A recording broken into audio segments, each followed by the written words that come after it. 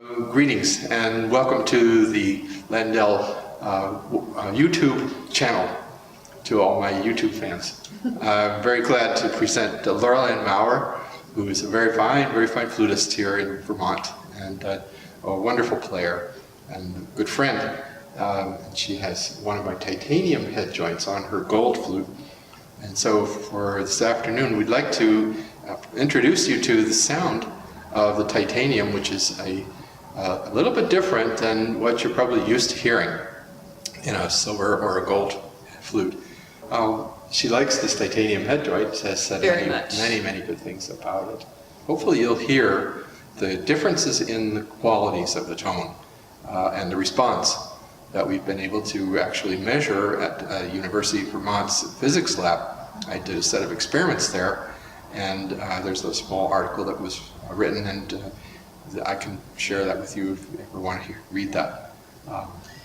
There are two things that struck me. The first obvious thing was the projection is just enhanced greatly. It just has which is what I needed, especially being a soloist with a big group, but I prefer this in orchestral setting as well. I'd use this playing in an orchestra. So some quality in the tone itself that's very hard sometimes to describe tone. We use many different words. People say dark and light, but the titanium, it's hard for me to really find a word for it. It's intriguing to me, and I like the pairing with the darkness of the gold. So I just like this combination, and this is my favorite combination to play.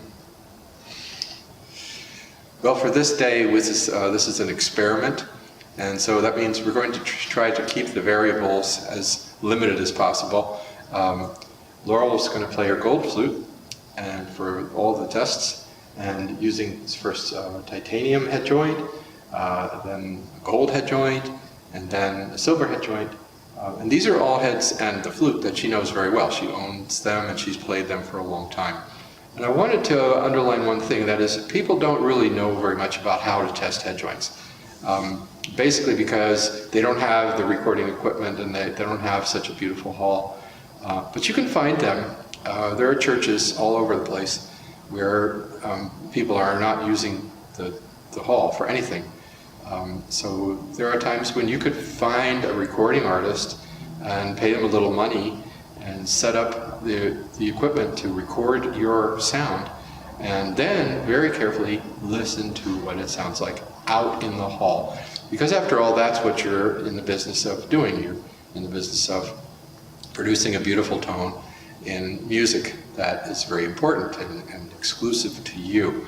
So by all means, when you're testing head joints, try to find a way to go out and find a good recording setup that will give you, really good earphones and the opportunity to switch from one recording track to another track, so you can easily compare A, B, A, B, A, B, that sort of thing.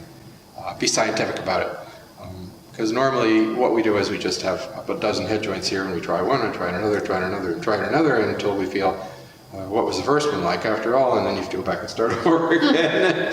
And after a while you get kind of confused after all. So eliminating the ones that don't work well, and then really narrowing it down to the ones that work best.